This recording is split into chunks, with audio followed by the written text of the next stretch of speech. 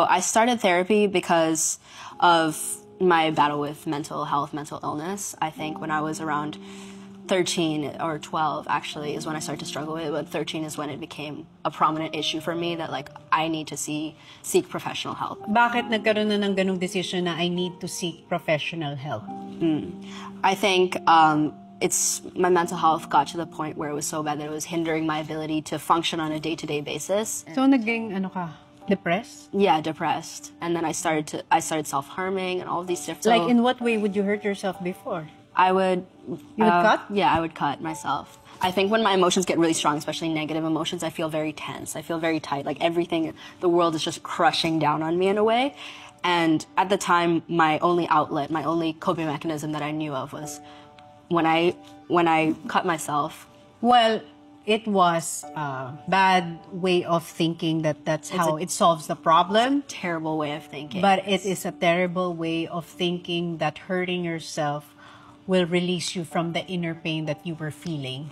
Kasi may kinuusap ako, the reason why they hurt themselves physically is because the internal pain is too much that they have to see an external pain just to divert from the inner. It's kind of feeling like there's a release, like you're just... At saka nadadivert sa ibang lugar yung pain when it's too much. When in fact, it's not.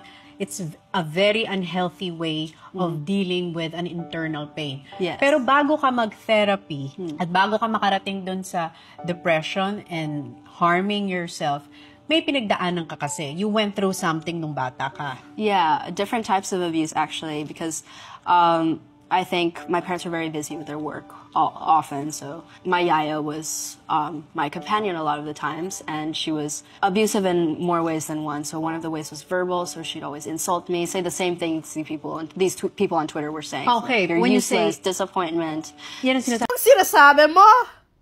Puta, you can never win! Pero, yung Tagalog ko, getting better naman. Kasi Tagalog lessons ako. May Tagalog lessons ako. Dalawang, yeah. Pero, the better naman ng Tagalog ko. Kasi, tingnan ko yung mga hate comments sa Tagalog. Di ko kaya na, di ako nakakaintindihan, di ko naintindihan anong sinasabi siya.